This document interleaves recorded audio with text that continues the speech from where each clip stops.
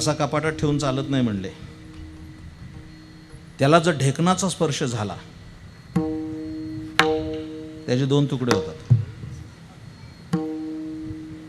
बघताय काय 5 लाखाचं पाणी कशाचा परिणाम आहे?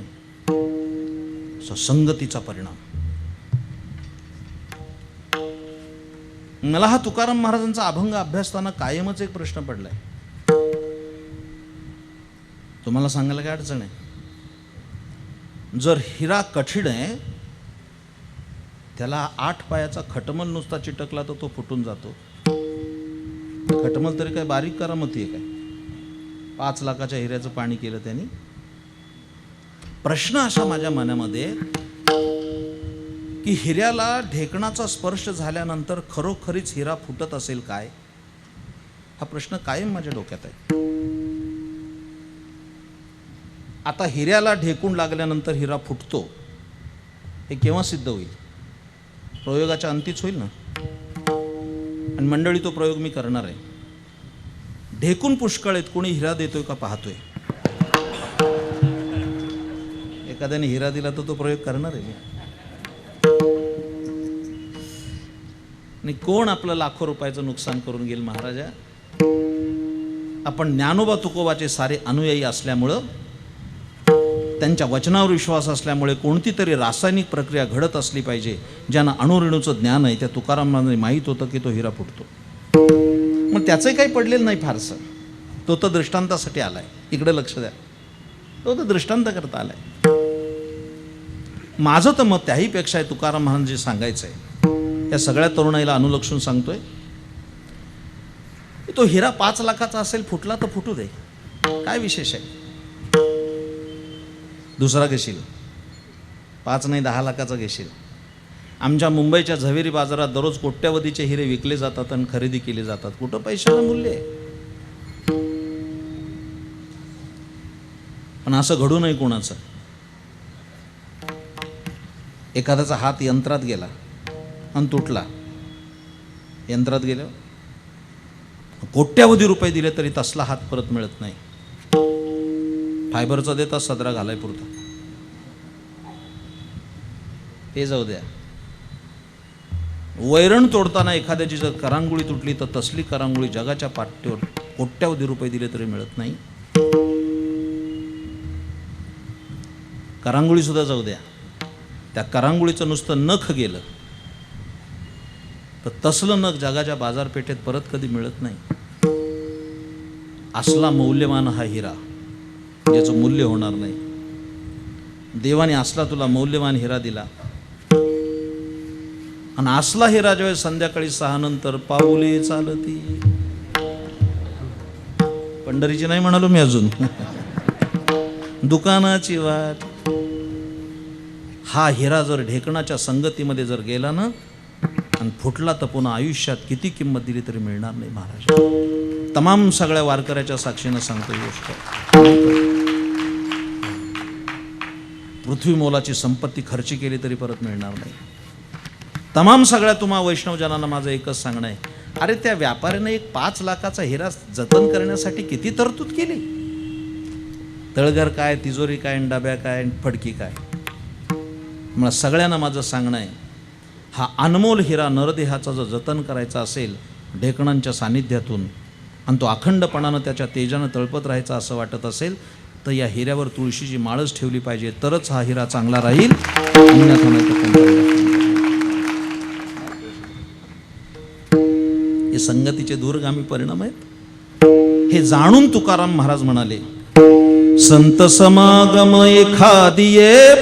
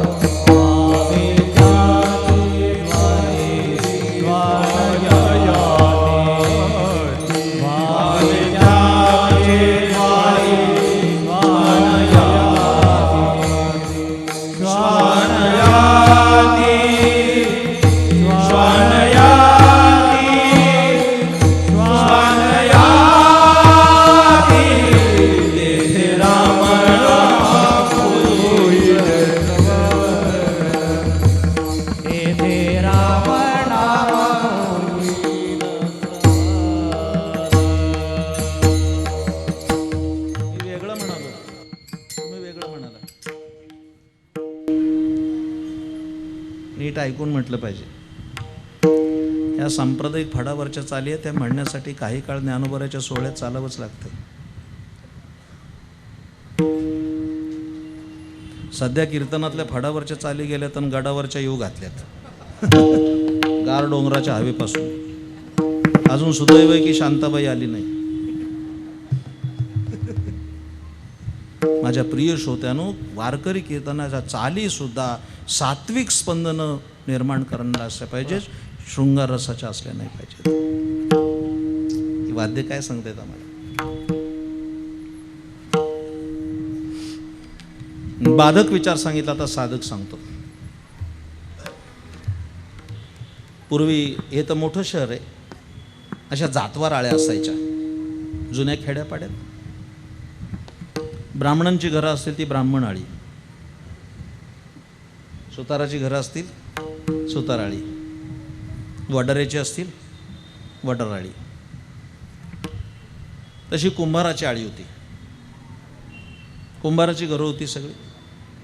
तर कुंभाराच्या आळीत काय दिसणार दुसरं? गाडगीन मडकीच दिसणार. रांजण, गाडगं, मडकं, डेरा, सुगड, बोळकं, ही जशी नावं सांगितली ना, तसे त्याचे आकार आणि तसे त्याचे उपयोग.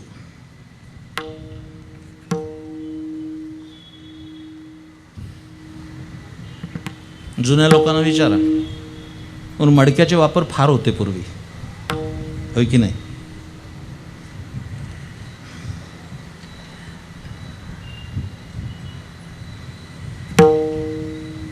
विठ्ठल विठ्ठल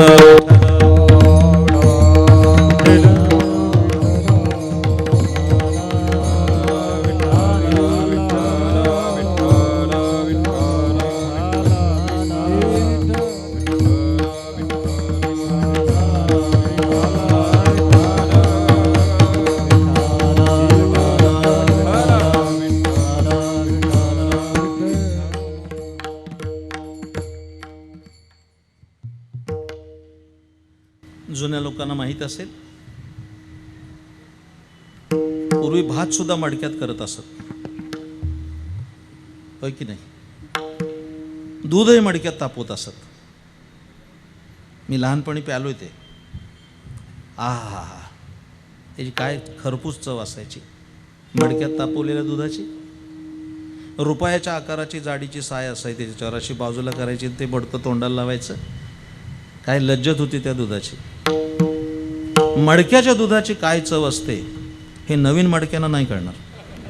त्याला जुनीच मडकी पाहिजे. आता मडकं राहिलं नाही प्लास्टिकच्या काळात, फक्त एका ठिकाणी आहे.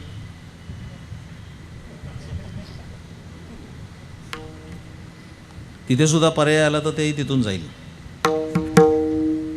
मडक्याचे वापर फार होते.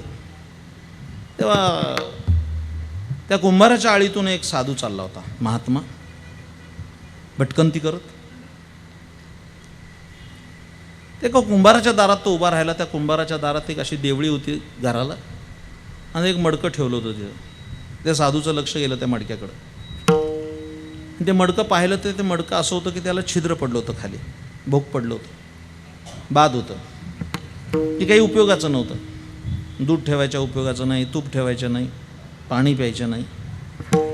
कुठल्या तरी गिरायकाची उगीच फसवणूक होऊ नये म्हणून त्यांनी त्या प्रामाणिकपणानं ते बाजूला ठेवलं होतं.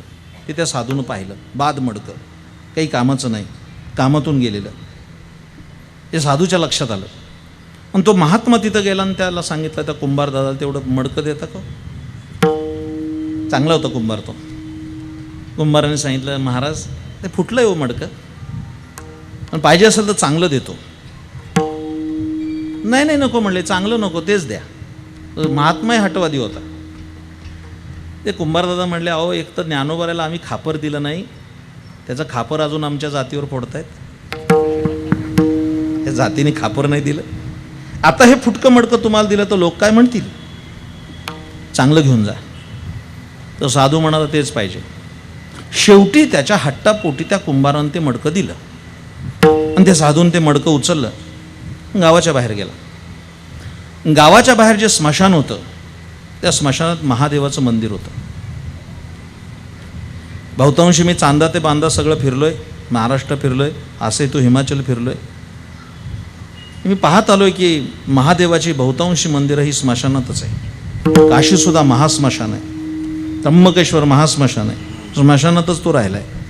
मला एका भाविकांनी प्रश्नसुद्धा विचारला की सगळे देव गावात आणि शंकर का स्मशानात? राम कृष्ण मारुती गणपती हे सगळे गावात आणि शंकर मात्र स्मशानात, तो का स्मशानात? मी त्याला सांगितलं तो शहाणा देव आहे, त्याला कळालंय स्मशानातली भूतं बरी, गावातली नको. गावातल्या भूतांच्या नादी नाही लागल्या. येणेच क्षेत्राभिमाने राज्य त्याजिले ईशाने, गुंती जाणून स्मशाने वासू केला, तो स्मशानात आहे. या साधूनं काय केलं, तो मडकं जे फुटलं होतं ते घेतलं, स्मशानात गेला, तिथं शिवालय होतं, प्राचीन शिवालय. त्या मडक्याला दोरी बांधली आणि ते शिवलिंगावर टाकलं आणि त्याच्यात पाणी भरलं. अनायसे त्याला छिद्र असल्यामुळे थेंब थेंब पाणी त्या लिंगावर पडू लागलं. आणि आता परिणाम काय झाला? येणारा जाणारा भाविक त्या शिवलिंगाच्या पाया पडायचा आणि त्या मडक्याच्या पाया पडायला लागला.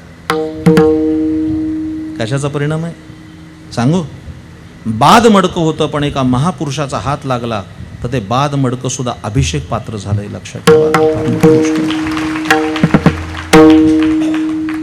मी त्या मडक्याची गोष्ट सांगत नाही, अशी बरीच बाद मडकी असतील. संत समागमात जातील तर त्यांचं कल्याण होईल. माझा साधा प्रश्न आहे, निर्जीव मडक्याचं जर कल्याण होतं तर सजीव मडक्याचं झालंच पाहिजे. विशेष स्वरूपात संतांच्या समागमाचा परिणाम आहे. अशा महापुरुषांच्या सानिध्यात जायचं असेल तर तुकाराम महाराज म्हणतात कोणत्याही पद्धतीनं, परी या शब्दाचा अर्थ कोणत्याही पद्धतीनं गेलं पाहिजे. या अभंगाचा विचार करू जाता 4 पर्याय ठेवले तुकाराम महाराजांनी. 4 पर्यायाने तुम्ही संतांच्या समागमात जाऊ शकता, 4 पद्धतीनं, 4 मार्गानं.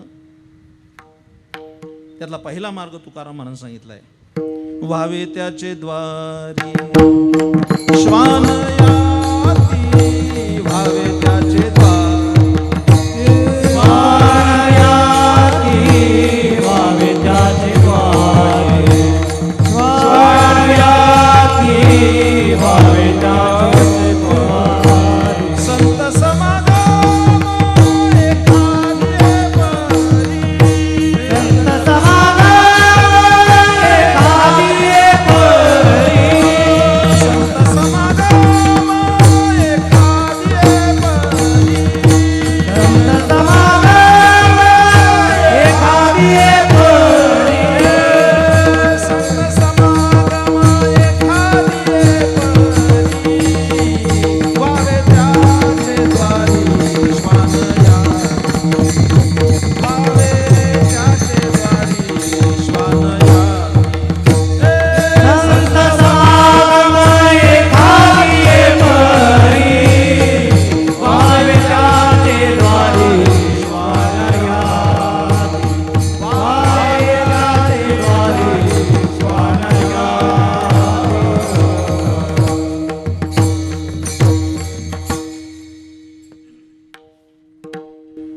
कल्याण करून घ्यायचं ना, मग संतांच्या दारात तुला कुत्रा व्हायची पाळी आली तरी झालं पाहिजे. श्वान या शब्दाचा अर्थ कुत्रा असा आहे.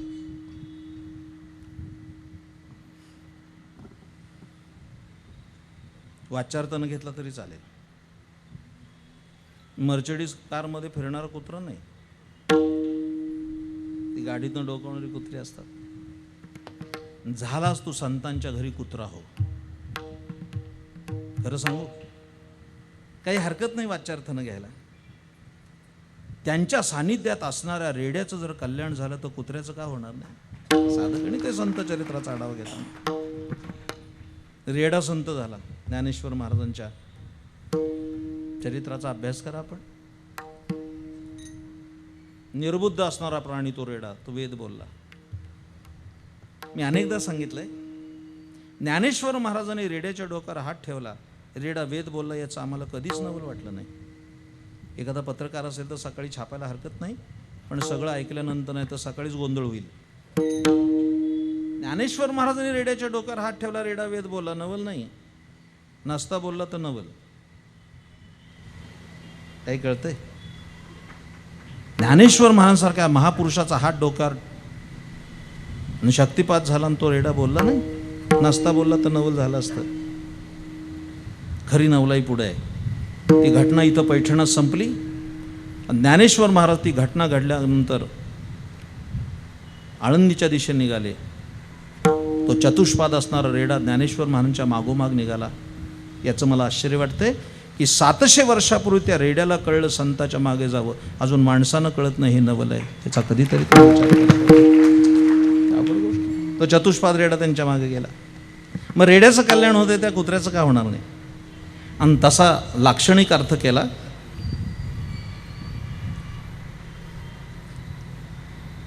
तर कुत्र्याचे 2 गुण माझ्या समोर आहेत. आपण सगळे शहरात राहता तरी सुद्धा कधीतरी खेड्यात आपण गेला असाल.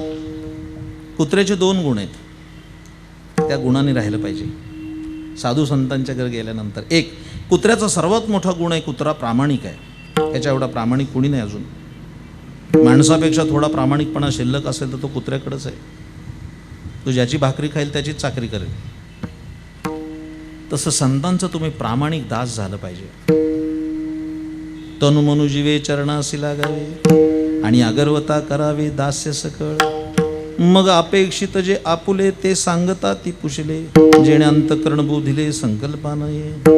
संतांचा प्रामाणिक दास व्हा. एक. दुसरं, त्याच्या दृष्टीनं तो गुण आहे पण आपल्या दृष्टीनं अवगुण आहे. मी सांगतोय हे तुम्हाला अनुभव 100% असणार आहे. आपण जेवायला बसलो की ते कुत्रं दारात येतं आणि आशाळभूत नजरेनं असं पाहतं आपल्या अन्नाकडं. त्या घरातली जी गृहिणी असते ती असा चतकोर भाकरीचा तुकडा त्याला टाकते. ते कुत्रं लबालबा खातं निघून जावं असं वाटतं पण ते जात नाही. खाल्ल्यावर त्याने जावं असं वाटतं आपल्याला पण ते जात नाही. आणि ते गेलं तर कुत्रं कसलं, त्या स्वभावच आहे ना तो असा टक मग बघतो. आपल्याला सुद्धा दया येते. आपण आपल्या पानातली चतकोर भाकरी टाकून देतो त्याला. त्याचं पोट भरलं नसेल या विचारानं ती भाकरी तो खातो. आता जावं असं वाटतं, ते जात नाही असं बघ. मग मात्र आपल्याला राग येतो. मग आपण मात्र त्याला हाकलतो. आता कसं हाकलतो हे कीर्तनात सांगत नाही आणि प्रत्येकाच्या भिन्न भिन्न पद्धती आहेत. सर्वसामान्यपणे आपण हाड म्हणतो. हाड हाड म्हटलं ते जात नाही. नुसतं गेल्यासारखं करतो. अर्धवर्तुळाकार फिरतं परत असं बघतो. 2-3 वेळा हाकलल्यानंतर आपली सुद्धा मस्तकाची तिडी कुठते आणि हातात येईल त्याने आपण त्याला मारतो. मग जात्यावरचा खुंटा ठोकायचा दगड असू दे नाही तर जाळ ठोकायची फुकणी असू दे, घाव त्याच्या वर्मी लागला की ते कुई करतं आणि पळून जातं. आपल्याला वाटतं गेलं पण 2 घास खायचाच अवधी ते लोचटासारखं परत दारात हजर. आणि काही काही कुत्री तर एवढी लोचट आहेत की आपला हात वर खाली होईल तसं. हे कुत्र्याविषयीच बोलतोय मी, तुम्ही काहीतरी आणखीन गोंधळ करून ठेवा. गोष्ट संपली माझी. अर्थ काय, तो कुत्रा त्या मालकाच्या घरी राहतो. तो मालक टाकेल ते खातो. मालकाने हाकलून दिलं, मालक रागावला, शिवी घातली, मारलं, अपमान केला तर तो कुत्रा त्या मालकाचा उंबरा सोडत नाही. त्या पद्धतीने तू संतांच्या घरी जाशील, ते कधी रागावतील, तुला अपमान करतील, हाकलून देतील, तरी तू त्याचा उंबरा कुत्र्यासारखा सोडू नको, तरच तुझं कल्याण होईल असा त्याचा अर्थ आहे. लक्षात ठेवा. व्हावे त्याचे द्वारी श्वानयाती.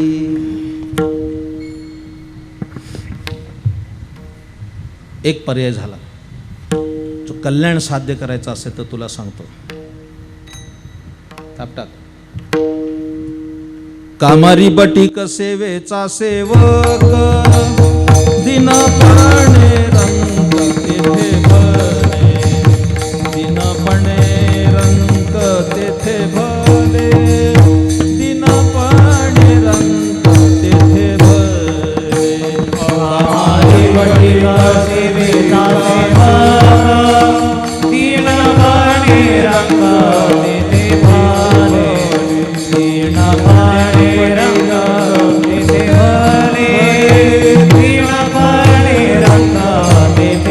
रंग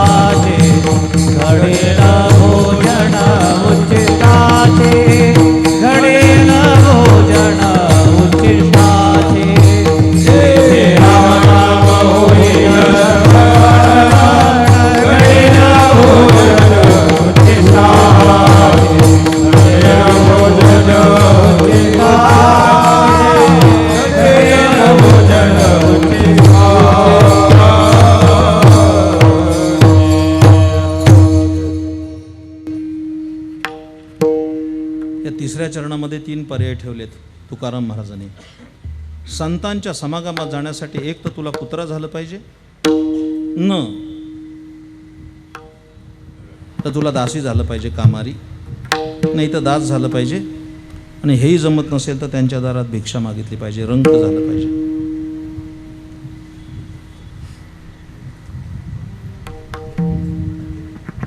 ही सगळी उदाहरणं वारकरी संप्रदायात पाहायला मिळतील तुम्हाला.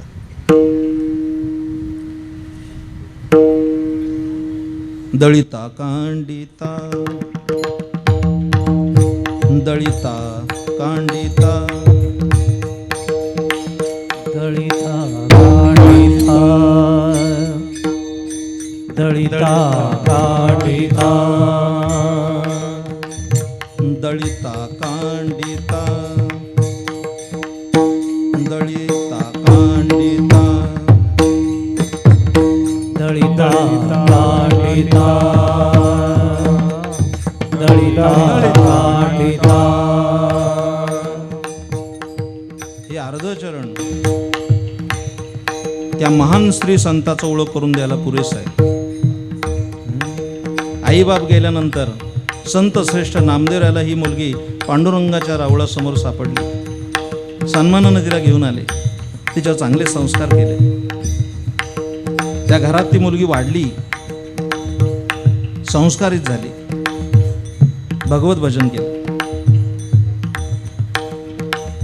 दळण कांडण केरवारा करत होती.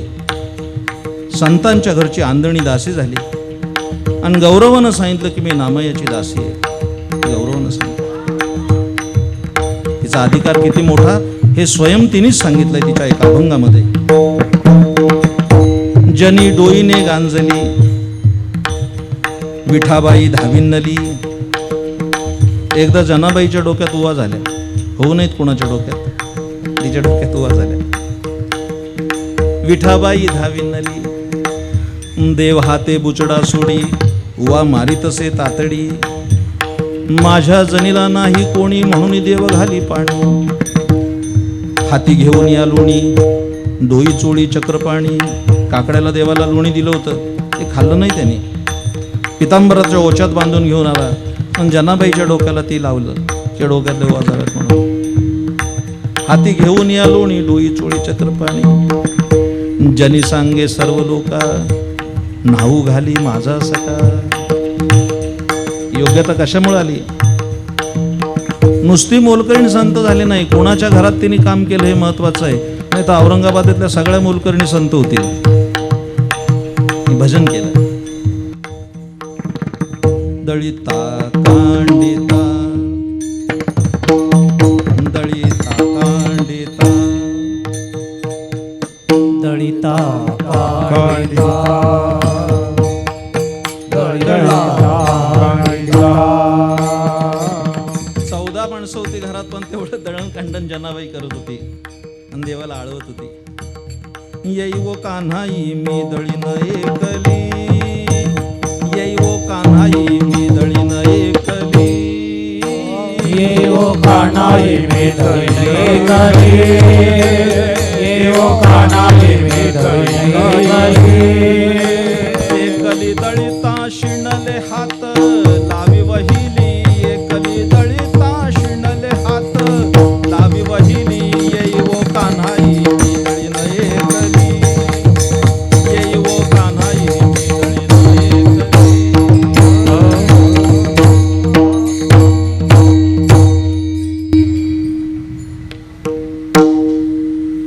संतांच्या घरी दासत्व केलं, त्याचा परिणाम जनाबाई संत झाली,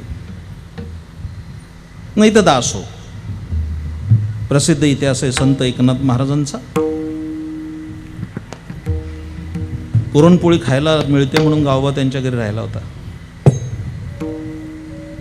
सहीचा निशाणी डाव्या हाताचा अंगठा. पण योग्यता किती मोठी आली. संत एकनाथ महाराज निजधामाला निघाले त्यावेळेस लोकांनी विचारलं की भावार्थ रामायण ग्रंथ अर्धा राहिलाय, तो कोण पूर्ण करणार?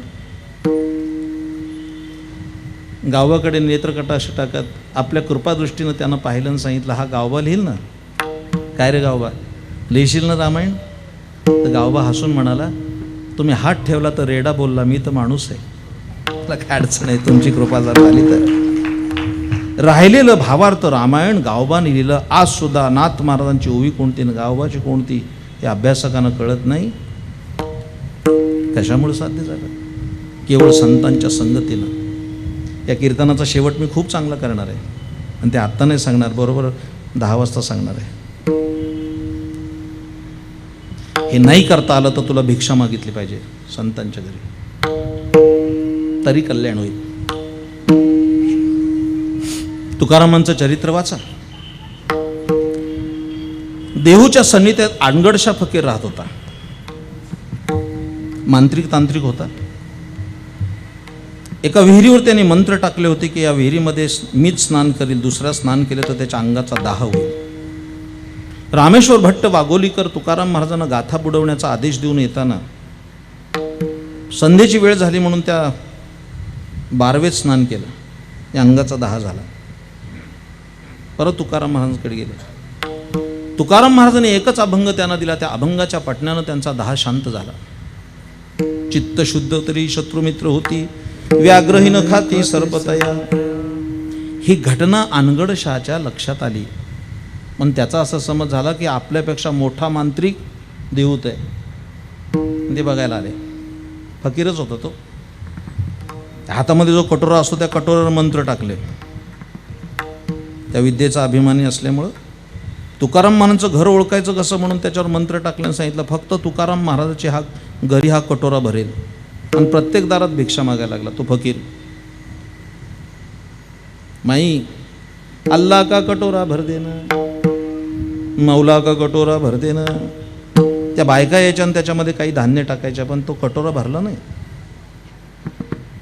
मागत मागत तुकाराम महाराजांच्या दारात आला आणि मोठ्यांदा हाळी दिली आणि सांगितलं, माई अल्लाह का कटोरा भर देना.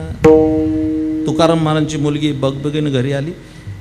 पासाभर पीठ उचललं आणि त्या कटोऱ्यात टाकता क्षणी ते कटोरा ओसंडून व्हायला लागला. तेव्हा त्या फकीराच्या लक्षात आलं हेच महाराजांचं घर असावं आणि हेच महाराज असावे. म्हणून त्या मुलीचेच पाय धरले आणि जय तुकाराम नाचायला लागला. तर ती मुलगी हसून म्हणाली, मी नाही तुकाराम, माझा बा तुकाराम आहे, माझ्या काय पाया पडतो. तो वो कहाँ गए, वो भंडारा गए, जाओ वहाँ. तो फकीर पळस सुटला भंडाऱ्याच्या दिशेनं. भंडाऱ्यावर चढून गेला. पाहतो तो काय का विशाल वटवृक्षाखाली तुकाराम महाराज अत्यंत आपल्या आनंदानं भजन करीत बसले होते. पांडुरंग ध्यानी पांडुरंग मनी, पांडुरंग ध्यानी पांडुरंग मनी, पांडुरंग ध्यानी पांडुरंग मनी, पांडुरंग ध्यानी पांडुरंग मनी, पांडुरंग ध्यानी पांडुरंग मनी, पांडुरंग ध्यानी पांडुरंग मनी, पांडुरंग ध्यानी पांडुरंग मनी, पांडुरंग ध्यानी पांडुरंग मनी. पाहता क्षणी हातातली काठी पडावी तसा तो आडवा झाला. महाराजांना दंडवत नमस्कार केला. त्याला प्रसाद देऊन तुकाराम महाराजांनी मुक्त केला. अनगडशा फकीर असताना तो संतत्वाला गेला. संतांच्या घरी भिक्षा मागितल्याचं फरक. आता एकच प्रश्न आहे माझ्यासमोर या अभंगातला. दास व्हायचं, दासी व्हायचं, भिकारी व्हायचं वा कुत्रा व्हायचं आणि संतांच्या घरी जायचं कशा करता? उष्ट मिळेल या अपेक्षेनं जायचं.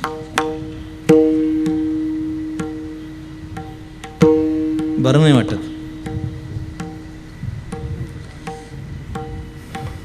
एवढा सगळा आटापिटा करायचा आणि संतांच्या घरी जायचं आणि उष्ट खायचं. एवढे सगळे हजारो लोक तुम्ही जमलाय.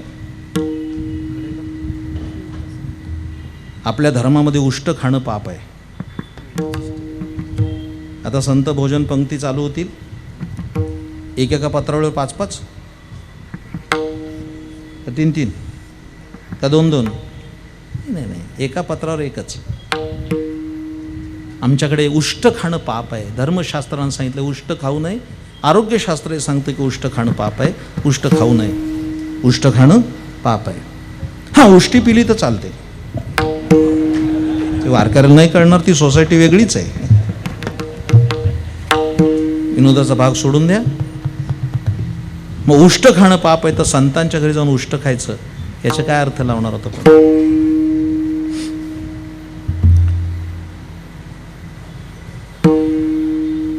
माझ्या गुरुदेवांना मी हा प्रश्न विचारला ज्यावेळेस मी त्यांच्याकडे होतो चातुर्मासाला. त्यांनी फार सुंदर त्याची संगती सांगितली होती. उष्ट या शब्दाचा अर्थ काय? उष्ट खाणं जर पाप आहे, साहित्याचा अभ्यास करताना त्या वाक्याचे वाच्यार्थ काय आणि लक्षार्थ काय तितकंच महत्वाचं असतं.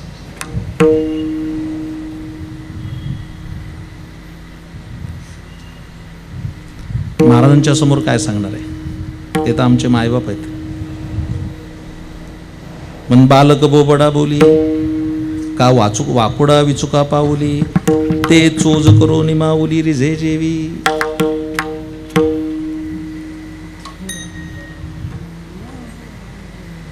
सांगतो चला.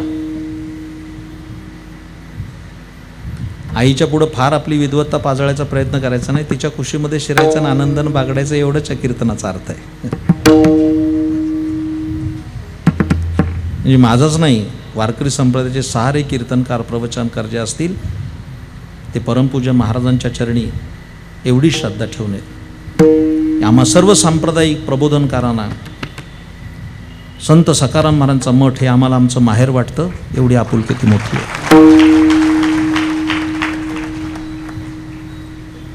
कोण पुसे आम्हा शिणले भागले, कोण पुसणार त्यांच्याशिवाय? म्हणून गडिवाळपणानं सांगतो, इकडे लक्ष द्या.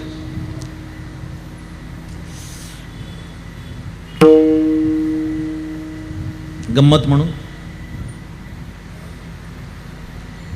सण होता, एक बाई गेली देवळामध्ये, जाताना पुरण ठेवलं होतं चुलीवर, सांगून गेली सुनेला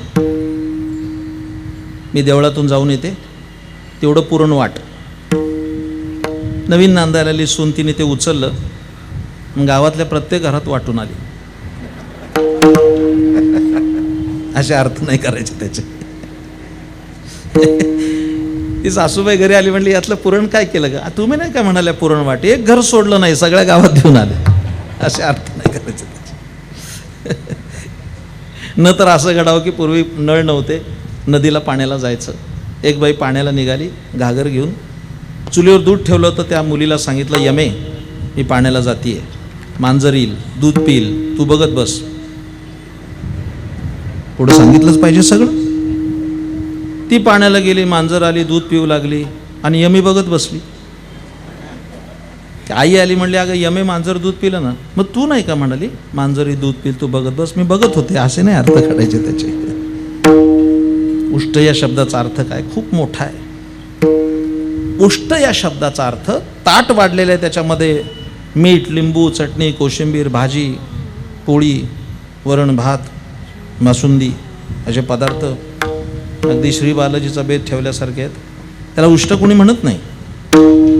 ते ताट समोर आहे, ते सर्व पक्वान्नाने युक्त आहे, पण त्या ताटाला मुखाचा स्पर्श झाला की त्याला उष्ट म्हणतात. जोपर्यंत त्याला मुखाचा स्पर्श होत नाही त्याला कोणी उष्ट म्हणत नाही. मग संतांचं उष्ट कोणतं? त्याचं उत्तर असं आहे की संत मायबापांच्या मुखाचा स्पर्श ज्या अक्षरांना झाला आणि ती अक्षर त्यांच्या मुखातून बाहेर पडली, ही अक्षर म्हणजे त्यांचं उच्चिष्ट आहे, असा त्याचा अर्थ आहे. आली मुखा वाटे अमृत वचने, उत्तीर्णता येणे नोहे जन्मे, उत्तीर्णता येणे नोहे जन्मे, उत्तीर्णता येणे नोहे जन्मे. आली मुखा वाटे अमृत वचने, उत्तीर्णता येणे नोहे जन्मे, उत्तीर्णता येणे नोहे जन्मे, उत्तीर्णता येणे नोहे जन्मे. पार कुमार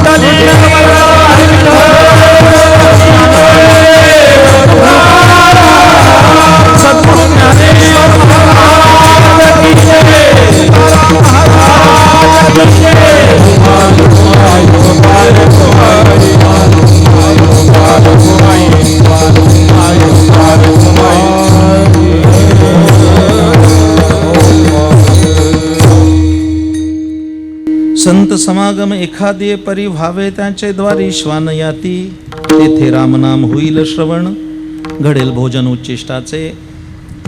उत्तरार्धामध्ये मला एक विचार सांगायचा आहे की उच्चिष्ट म्हणजे नेमकं काय.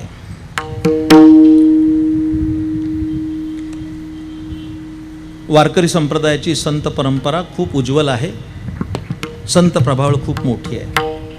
उंच नीच काही नेणे भगवंत, तिष्ठे भाव भक्ती देखून या, एवढा अभंग म्हटला तरी तुम्हाला कळेल. त्यामध्ये कबीर, लतीफ, मोमीन, शेख मोहम्मद आदी करून इस्लाम संतही झाले. त्या संत कबीर महाराजांच्या जीवनातली ही गोष्ट आहे. तेवढा विचार सांगून मी विराम देणार आहे. इकडे लक्ष द्या. संत कबीर महाराज काशीत राहत होते. संत कबीर महाराज जेव्हा परमार्थाला लागले तेव्हा लोकांनी त्यांना सांगितलं की गुरु करून घ्या, गुरुशिवाय ज्ञान नाही. कबीर महाराज गुरुच्या शोधात जेव्हा निघाले तेव्हा त्या काळामध्ये काशीमध्ये एक महान संत राहत होते, रामानंद स्वामी नावाचे. त्यांच्याकडे गेले ते. रामानंद स्वामीला प्रार्थना केली, मला अनुग्रह द्या, मुझे मंत्र चाहिए. ते रामानंद स्वामी हसले आणि म्हणाले, कबीर आप गलत जगह पे आए हो, मी ब्राह्मण तो इस्लाम, कसा मंत्र देणार, मी मंत्र देणार नाही. तर कबीर म्हणाले, मुझे कबीर कहते हैं लेके ही रहूंगा. आणि तिथंच निर्वाण मांडलं कबीराने रामानंद स्वामीच्या समीप. दिवस सरला, रात्र आली, अंधार पडला. रामानंद स्वामींच्या लक्षात आलं की हा ग्रस्त दिसतोय, घरी बायकापूर वाट बघत असतील. कबीराला विचारलं, कबीर मुझे गुरु मानते हो? मानता नहीं, आप ही मेरे गुरु हो. काय निष्ठा असेल त्यांची. ऐसा करो, घर लौट के जाओ. तो कोई बात नहीं, जाता हूँ. कबीर गेले घरी. सकाळी स्नान केलं आणि परत आले. त्या रामानंद स्वामीने विचारलं, तुम फिर लौट आए?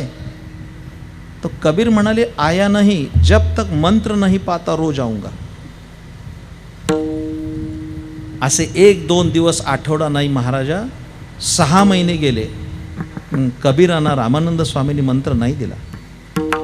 त्या कबीर महाराजांच्या मनात आलं की अभी सीधी उंगली से घी निकलने वाला नहीं, अभी उंगली टेढ़ी करनी पड़ेगी. रामानंद स्वामींची दिनचर्या पाहिली आणि त्यांच्या लक्षात आलं की सकाळचा वेळ अत्यंत चांगला आहे. पहाटे 4 वाजता रामानंद स्वामी गंगेच्या स्नानाला जात होते. ती वेळ त्यांनी मक्रूर केली. रामानंद स्वामी गंगेच्या स्नानाकरता गंगेच्या पात्रात उतरले. अंधाराचा फायदा घेऊन त्या घाटाच्या एका पायरीवर कबीर महाराज झोपले. रामानंद स्वामींचं स्नान झालं, सोवळं नेसले, गंगेचा तांब्या भरून घेतला आणि सवयीनं अंधारात त्या पायऱ्या चढत आले. आणि पायऱ्या चढताना मौज अशी झाली की एक पायरीवर पाय टाकल्यानंतर ती पायरी गरम आणि नरम लागली. आणि रामानंद स्वामींचा पाय ज्या पायरीवर पडला होता तिथं कबीर महाराज झोपले होते, त्यांच्या छातीवरच पाय पडला. असं का लागलं म्हणून रामानंद स्वामी दचकले आणि मागे सरकले आणि सहज सवयीनं त्यांच्या तोंडातून शब्द गेला, राम. कबीर महाराज उठले आणि म्हणाले, झालं माझं काम, 6 महिने बसलो होतो याच्यात. तेथे राम नाम होईल श्रवण, तेथे राम नाम होईल श्रवण, घडेल भोजन उच्चिष्टाचे.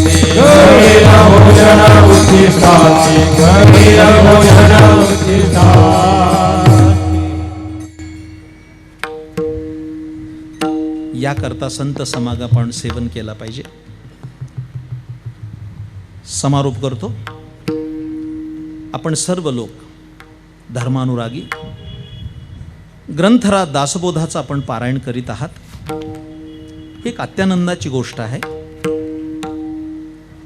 मी प्रस्तावनेत नमूद केल्याप्रमाणे वारकरी संप्रदाय आणि समर्थ संप्रदायाचं हे मिलन आहे, असा हा समारंभ चालू आहे.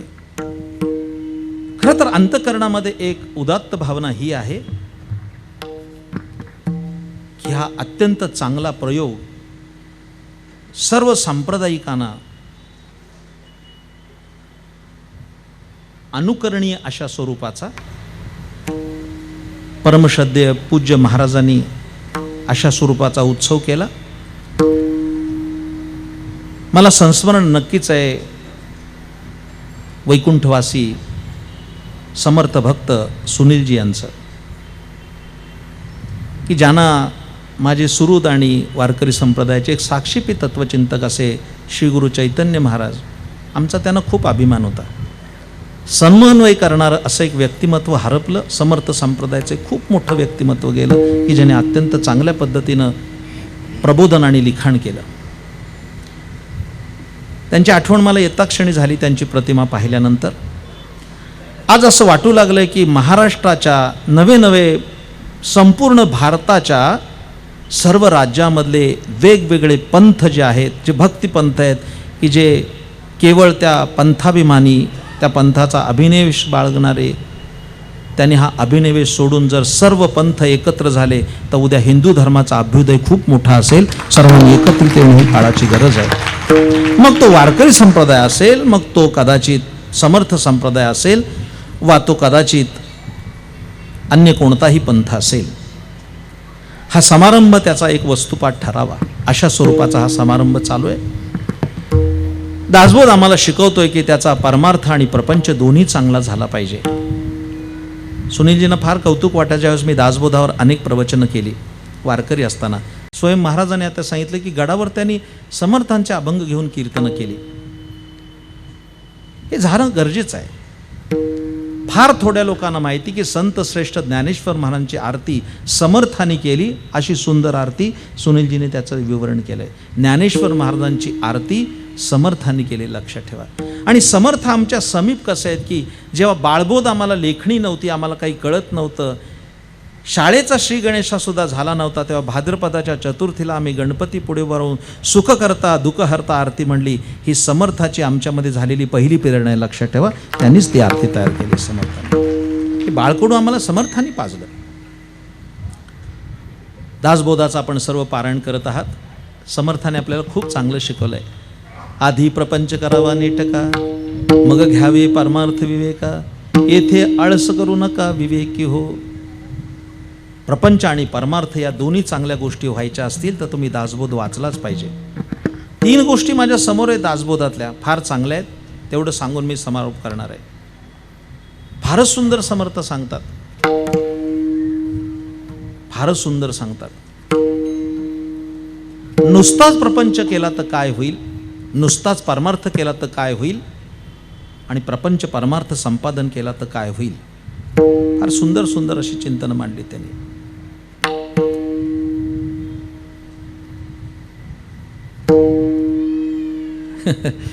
ते जात्याच मुळात वाचलं पाहिजे, इतकं सुंदर आहे ते. परमार्थ सांडोनी प्रपंच कराल, तरी यमयातना भोगाल, हे समर्थ सांगतात. याहीपेक्षा पुढचं गणित त्यांनी मांडलंय. याच्या विरुद्ध नुसताच परमार्थ केला आणि प्रपंचाकडे ढुंकून जर त्या प्रापंचिक माणसानं पाहिलं तर काय होईल. प्रपंच सांडोनी परमार्थ केला, तरी अन्न मिळे ना खायाला, मग तया करंट्याला परमार्थ कायचा. आणि शेवटचा मुद्दा सांगतो, प्रपंची जो सावधान तोची परमार्थ करील जाण, प्रपंची जो अप्रमाण तो परमार्थी खोटा, हे म्हणणारे समर्थच होते, लक्षात ठेवा. प्रापंचिक माणसाला इतक्या चांगल्या पद्धतीचा उपदेश आम्हाला दासबोधांनी दिला. मी आपणाशी बोललो, या निमित्तानं औरंगाबादच्या सर्व लोकांना हा संत समागम घडला. मी नुकताच महाराजांना बोललो जाताना गाडीमध्ये की पूज्यश्री महाराजांकडे नुसतं जरी पाहिलं, आम्ही दोघे थकून आलो प्रवासातून. तुकाराम महाराजांचं चरण डोळ्यासमोर येतं. डोळा देखिला सज्जन, निवारीला भागशेण. त्यांच्याकडे नुसतं पाहिलं तरी सुद्धा माणूस प्रसन्न होतो, त्याचा शेणभाग जातो. असं दर्शनीय प्रशस्ती पुण्यपुरुष आमच्या समोर बसलेले आहेत महाराजांच्या रूपानं. ही तुम्हाला एक मोठी पर्वणी आहे संत समागमाची.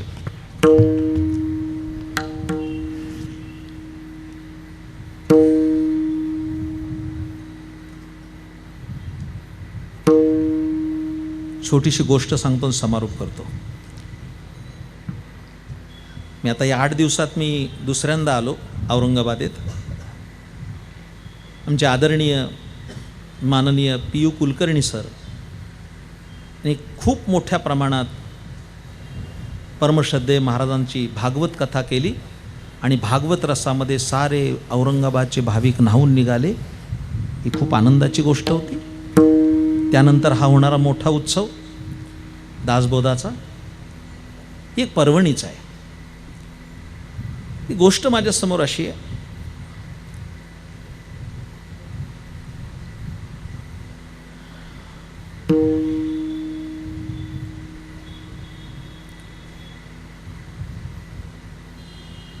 पहा कसे टाऊ करून ऐकतात. आता काय सांगतात, किती शांतता आहे, पिन ड्रॉप सायलेन्स आहे. असंच ऐकलं पाहिजे कीर्तन. माझं स्वतःचं मत आहे की खूप शांत बोललं पाहिजे. खूप किंचाळणं म्हणजे कीर्तन नाही, खूप ओरडणं म्हणजे गाणं नाही, आणि खूप बदडणं म्हणजे वाजवणं नाही. ते कर्णमधुर असलं पाहिजे सगळ्यांच्या कानाला. भक्तिरसात न्हावून निघाले पाहिजेत लोक. काही काही माझे मित्र फार किंचाळत आहेत, त्यांना मी सांगतोय हळू बोला, फार काळ जगायचं असेल तर. शांत कीर्तन केलं पाहिजे, शांत रसाचं आविष्करण झालं पाहिजे त्यात असतो. गोष्ट अशी आहे, तेवढी सांगून समारोप करतो. एका माणसानं कीर्तनात ऐकलं, तेवढं सांगायचं मला तुमच्याकरता, सर्वांकरता. ऐकलं की एक परीस नावाचा एक दगड आहे आणि तो लोखंडाला लागला की त्याचं सोनं होतं. आपुल्या महिमाने धातू परिसय केले सोने. ऐकलं, परीस नावाचा एक दगड आहे. त्याला तो छंदच लागला की काही वाटेल ते असेल, तो परीस आपण मिळवून राहायचं. छंदी होता. खिशामध्ये एक त्याने खिळा ठेवला. रस्त्याने चालता येता बघायचा, एखादा दगड वेगळा दिसला, तांबडा पिवळा निळा, की तो उचलायचा आणि त्याच्यावर तो खिळा घासून बघायचा, तो सोन्याचा होतोय का. तर एवढा परीस सोपा आहे का की एखाद्या माळावर भेटेल. झालं काय की त्या खिशामध्ये खिळा ठेवून ठेवून खिसा फाटला, पण परीस नाही भेटला. आणि तो माणूस पण अतिशय जिद्दी होता. खिसा फाटला म्हणून त्याने काय केलं, लोहाराकडे गेला, एक विधभर आकाराची लोखंडाची पट्टी की त्याला भोग पाडलं आणि ती गरगुट्यातच अडकवली. म्हणजे खिसा फाटायला नको आणि खिळा पाडायला नको. जाता येता एखादा दगड दिसला की त्या पट्टीवर घासायचा. सोने झाले का बघायचं. ते गावातले लोक सुद्धा त्याच्याकडे बघून त्याची थट्टा करू लागले, काय माणूस आहे म्हणले, ते दगडी घासतोय. गावातल्या लोकांनी त्याचं नाव पण ठेवलं, दगड घाशा.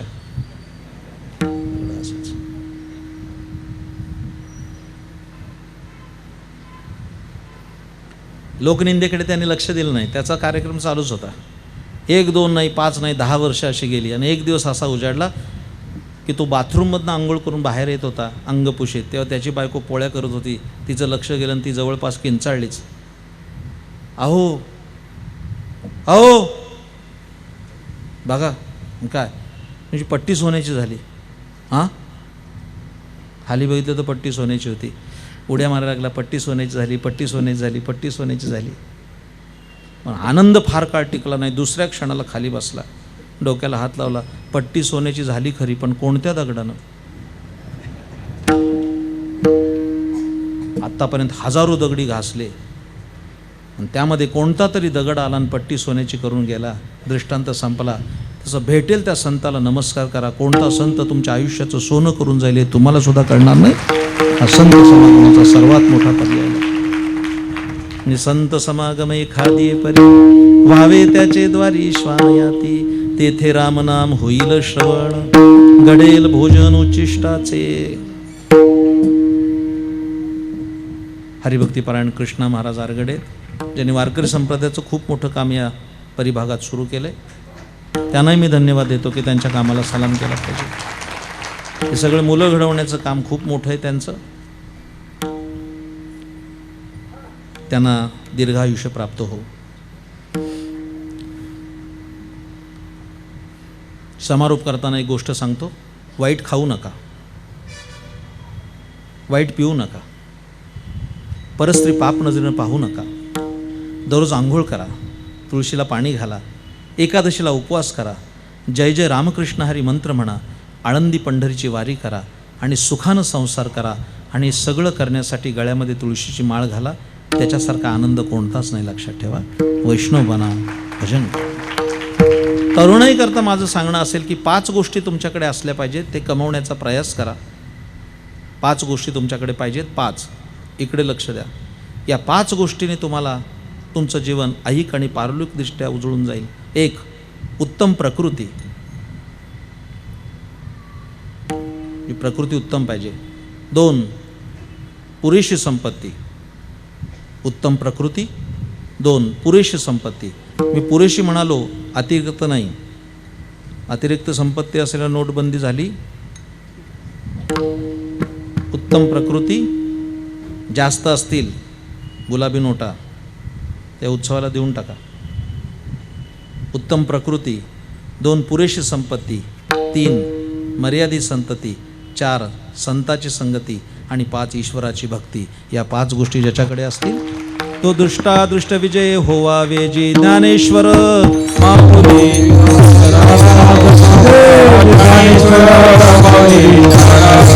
महाराज, ज्ञानेश्वर माऊली.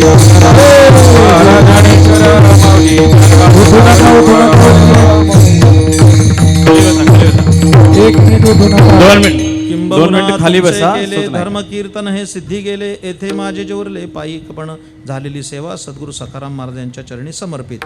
विठ्ठल जय जय विठ्ठल, जय जय विठ्ठल, जय जय विठ्ठल, जय जय विठ्ठल. हे पुराचे हित वाहे माऊलीचे चित्त, ऐसे कळवळ्याची जाती करी लाभावी कोटी भार वाहे त्याचे सर्वस्व हे साहे. कळवळ्याची जाती करी लाभावी तुका म्हणे माझे तुम्हा संतावरी ओझे. ऐसी कळवळ्याची जाती करी लाभावी ज्ञानदेव तुकाराम, ज्ञानदेव तुकाराम, ज्ञानदेव तुकाराम, तुकाराम, तुकाराम. पुंडलिक वरदारी विठ्ठल श्री ज्ञानदेव तुकाराम. पंढरीनाथ भगवान की जय. आदरणीय परमपूज्य हरिभक्तीपरायण प्रमोद महाराज जगताप महाराज यांनी आपल्या विनंतीस मान देऊन या ठिकाणी सेवा केली, त्याबद्दल महाराजांचे शतशः ऋण व्यक्त करतो.